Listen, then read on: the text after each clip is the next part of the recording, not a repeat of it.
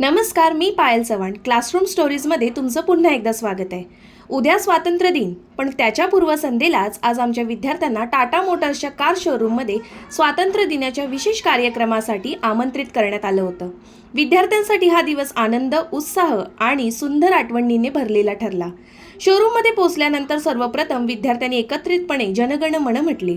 त्यानंतर माझ्या वर्गातील विद्यार्थिनी इशिता भिसे हिने स्वातंत्र्य दिनानिमित्त सुंदर भाषण सादर केले.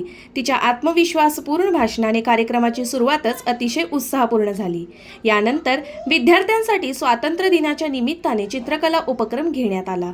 विद्यार्थ्यांनी आपल्या कल्पनाशक्तीला रंगांची जोड देत स्वातंत्र्य दिनावर आधारित सुंदर चित्रे काढली. प्रत्येक विद्यार्थ्याने या उपक्रमात उत्साहाने सहभाग घेतला. चित्रकलेनंतर विद्यार्थ्यांसाठी नाश्त्याची सुंदर व्यवस्था करण्यात आली. विद्यार्थ्यांच्या चेहऱ्यावरचा आनंद आणि उत्साह पाहण्यासारखा होता. त्यांच्या सहभागाचे कौतुक करत प्रत्येक विद्यार्थ्याला भेटवस्तू देऊन त्यांचा सन्मान करण्यात आला. यासोबतच शिक्षकांचेही प्रेमाने भेटवस्तू देऊन अभिनंदन आणि आभार मानण्यात आले. विद्यार्थ्यांच्या कलागुणांना प्रोत्साहन देणारा आणि त्यांचा आत्मविश्वास वाढवणारा हा उपक्रम खरोखरच कौतुकास्पद होता.